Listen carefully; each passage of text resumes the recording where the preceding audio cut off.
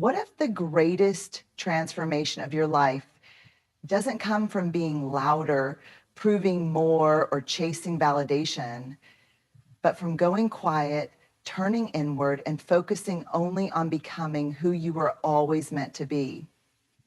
Most of us have been taught from a young age to look outward toward what others are doing, saying, achieving. We're encouraged to share every milestone, prove our worth, and gather praise like it's currency. But here's the hard truth. Your growth is yours. It doesn't need an audience, and it certainly doesn't need approval. When you begin to truly focus on yourself, not for performance, not for applause, but for actual transformation, something changes. And that change doesn't happen with noise, it happens in silence. There's a kind of power that comes from doing the work when nobody's watching, from waking up every day and choosing to be better just because you said you would, not because you're trying to keep up with someone else's timeline, not because you posted a goal and now feel obligated to follow through, just because it matters to you. That kind of growth is sacred and it deserves to be protected. Most people leak it. They leak their energy, their vision, their intention through conversations, through social media, through constant explanation. They give away pieces of what they're building before it's even strong enough to stand on its own. And then they wonder why it feels like nothing's moving forward. Silence doesn't mean absence. It doesn't mean you're hiding or shrinking. It means you're tending to your life the way a gardener tends to a seed, carefully, quietly, and with full trust that something beautiful is happening beneath the surface.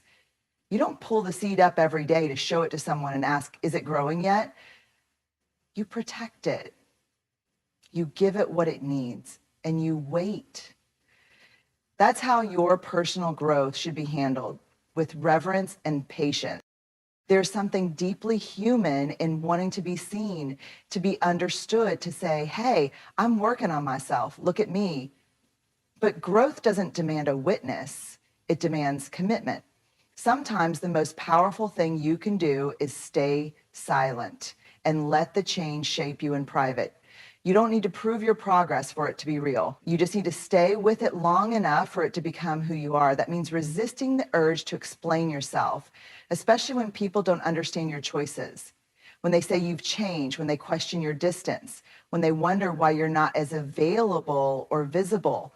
Let them wonder. Silence isn't rude, it's rooted. It says, I'm working on something that matters more than being understood in this moment. And look, this isn't always easy. There's a kind of loneliness that comes with turning inward, with keeping your focus so tightly on your own growth that you stop broadcasting every step of it. You'll have moments where you doubt whether you're doing enough, whether you're getting it right, especially when there's no applause. But those quiet seasons are where the real shift happens.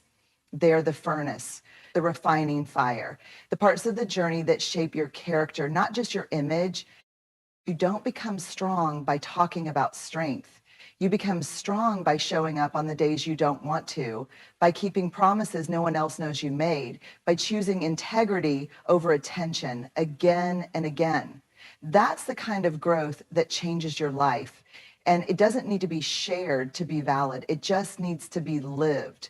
So if you're doing the work right now, whatever that means for you, know that you don't owe anyone an update. You don't need to package your progress into something palatable for others. Protect your becoming.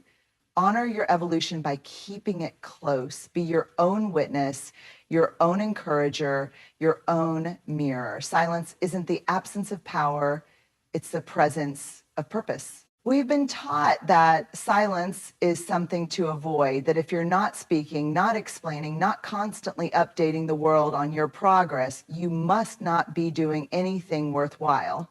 That if people don't see it, it must not be real.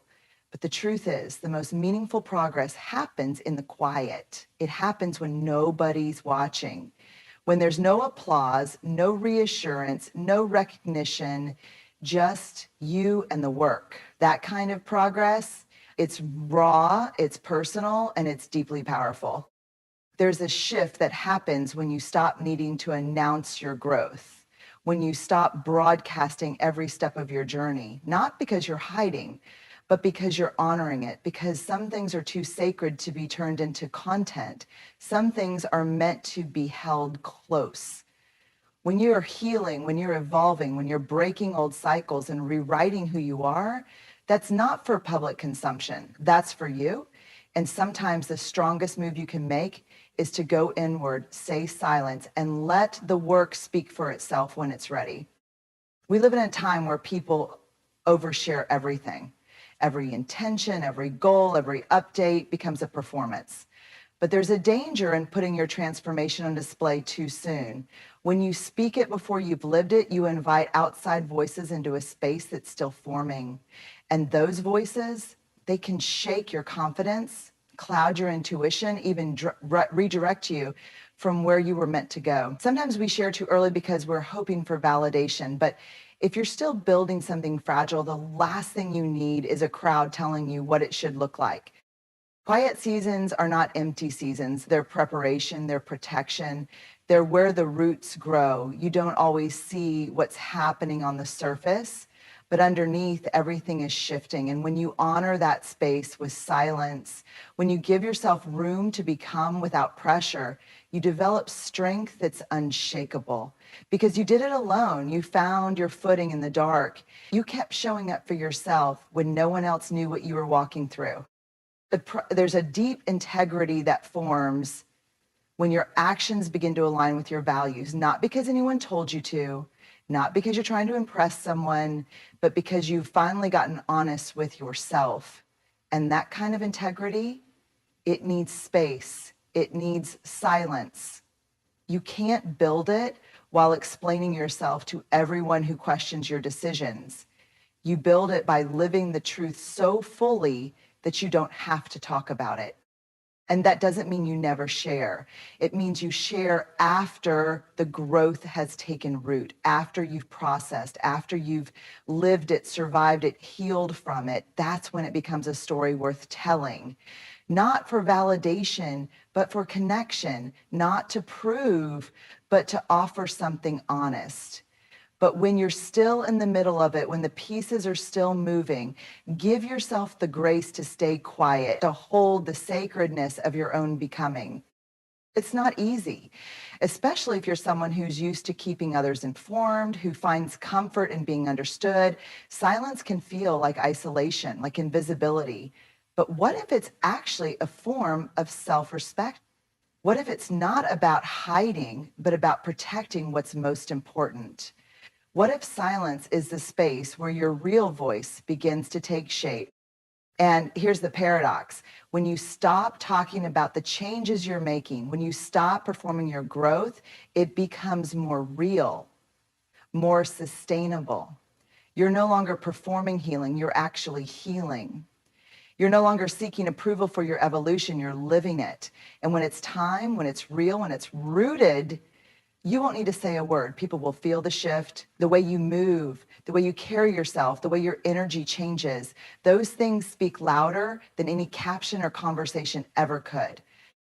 You don't owe anyone access to your process. You don't have to prove that you're growing. You just have to grow quietly, intentionally, consistently, and trust that when it's time for your light to be seen, it won't need an introduction. It will speak for itself. There's something incredibly tempting about wanting to be understood. We want people to know what we're working on, what we're trying to become, what we've overcome. We want to explain ourselves, make our effort visible, make sure the world knows we're trying. But at some point, you have to ask yourself, why do I need them to know? What am I hoping to get from it? Because real transformation doesn't announce itself. It doesn't need a spotlight. It doesn't walk into a room and say, look what I'm doing. It just does the work. When you stop talking about what you're going to do and actually start doing it, everything shifts. You begin to reclaim your energy from the noise, from the narrative, from the need to prove. And the beautiful part, your actions don't lie. You can talk a big game, but if the habits don't match the words, it eventually shows. You can say all the right things, project all the right images, but if your actions aren't aligned, if your follow through is missing, then you're building on sand. I think we forget sometimes that integrity is quiet, that consistency is quiet, that becoming who you say you want to be happens in the moments nobody else sees. And I know that can feel frustrating, especially in a world that celebrates visibility over value. But the truth is, there's something sacred about doing the work with no audience. It's where authenticity lives. It's where you stop performing and start becoming. You don't need to post about your new goals to make them real. You don't have to give a speech every time you make a shift. Growth doesn't need narration. It just needs commitment. And that commitment is shown in how you move, how you show up, how you keep your word to yourself when nobody's watching.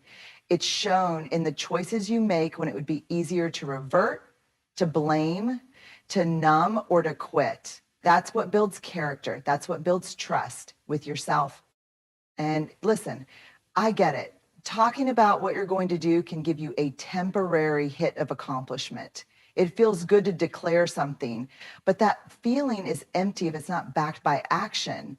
And sometimes we talk about things because we want to feel like we're already changing, but the real change doesn't happen when you say it. It happens when you live it. Day after day, quietly, consistently, unseen until it's undeniable.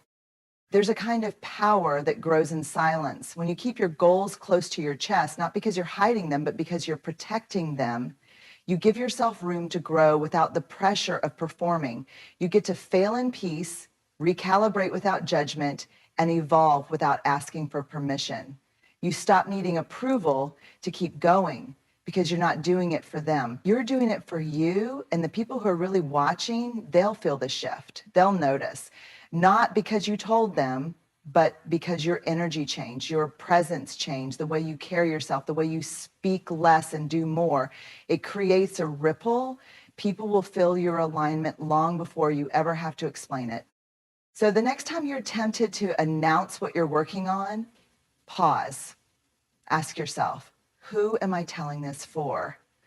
What do I need from them that I'm not giving to myself?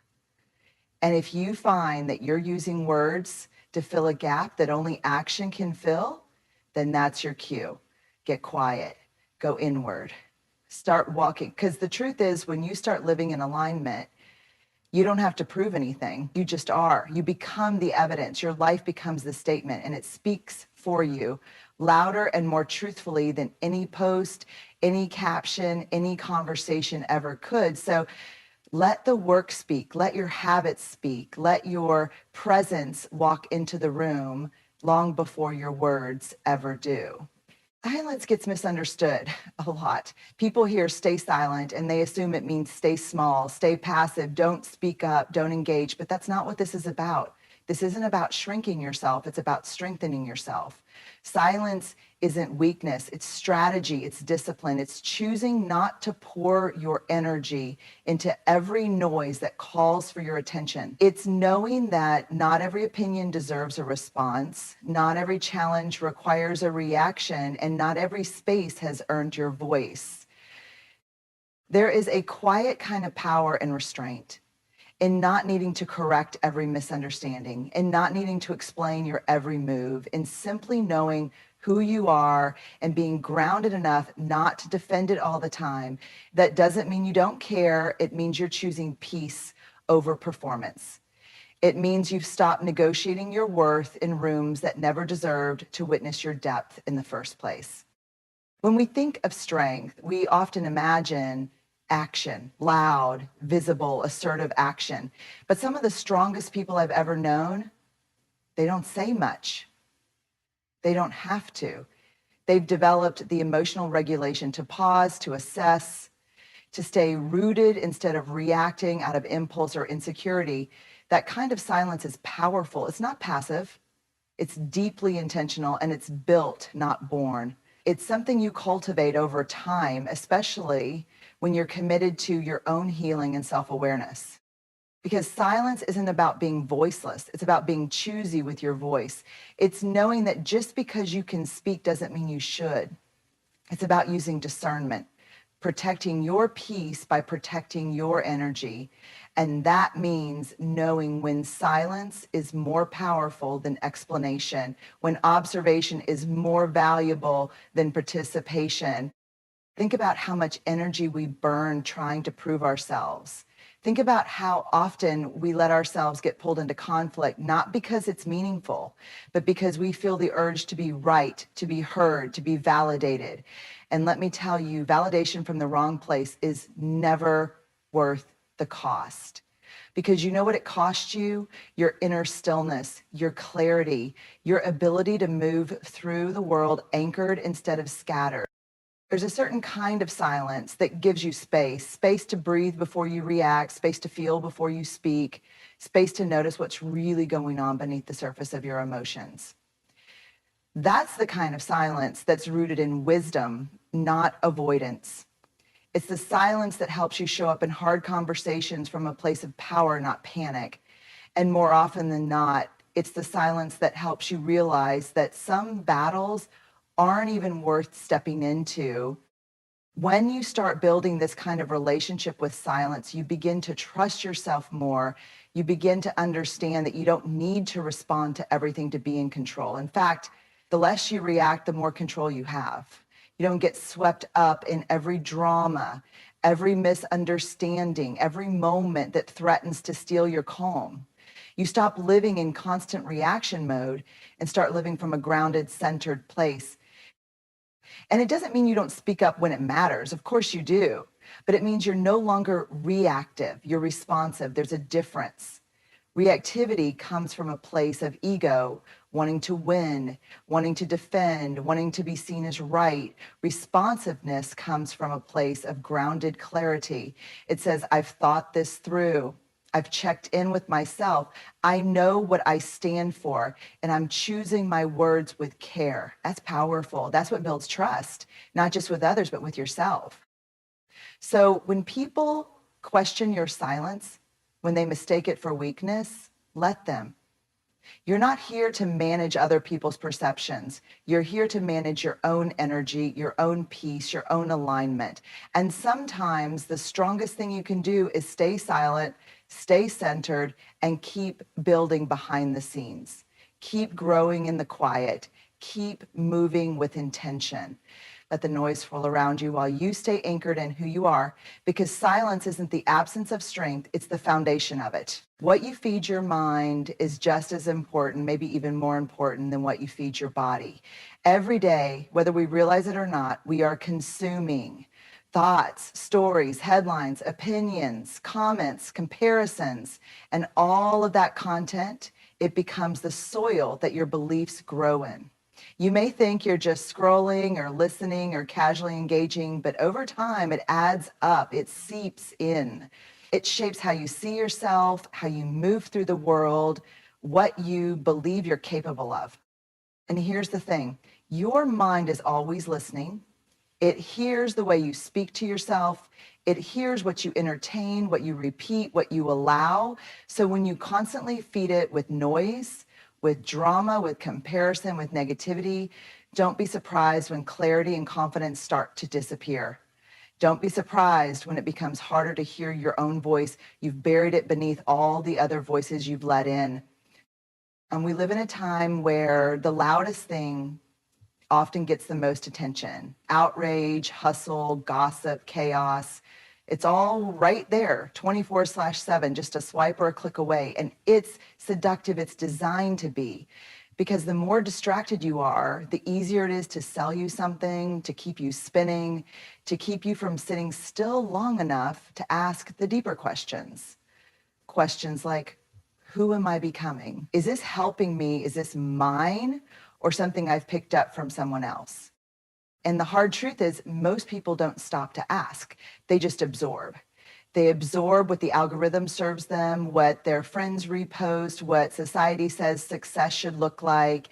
And without realizing it, they start building a life on someone else's blueprint. They start shaping goals and values around borrowed narratives. And then they wonder why they feel lost, why they're exhausted, why they don't even recognize themselves in the mirror anymore. This is why protecting what you feed your mind is not optional, it's essential. It's the foundation of self-trust because your thoughts become your beliefs and your beliefs become your behavior. And if you don't like the way you're showing up, you have to trace it back to the source. What are you letting in? This isn't about toxic positivity or pretending everything is fine. It's about being intentional. It's about asking, does this serve me? Does this elevate me? Or is it keeping me stuck? That goes for the content you consume, the conversations you engage in, the environments you stay in. Everything is either reinforcing your growth or resisting it. And you get to choose.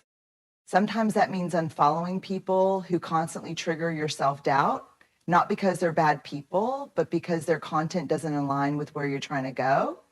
Sometimes it means turning off the news for a while and choosing silence instead. Sometimes it's as simple and as difficult as saying no to a conversation that always ends in gossip or complaining. Because once you realize how sacred your mental space is, you start treating it with care. You stop letting just anything in. You become the gatekeeper of your own peace. And that kind of boundary, it's quiet. Nobody's going to clap for you because you muted an account or walked away from a draining friendship. But that's the work, the invisible work that builds strength on the inside. That's how you start shifting your mindset, not by force, but by focus. And when you start feeding your mind with intention, with books, with stillness, with reflection, with conversations that expand you, you'll feel the difference. Your inner voice gets clearer. Your decisions get sharper. You stop second guessing yourself so much because the noise has finally quieted enough for you to hear your own wisdom. And that's when the real growth starts. Not when someone else tells you what to do, but when you trust yourself enough to know what's right for you. It's not about being perfect. It's not about cutting off everything that doesn't feel good. It's about becoming so rooted in your purpose that you're no longer available for anything that pulls you away from it. And that's a process. One decision at a time, one boundary at a time, one quiet, intentional moment at a time. Because what you feed your mind feeds your future. We spend so much of our lives trying to be seen, trying to be heard, to be acknowledged, to be recognized for our effort, our heart, our growth. And it makes sense. We're wired for connection. We want to feel like we matter. But somewhere along the way, we confuse being seen with being validated. We start looking outward for confirmation of things that can only be found inward.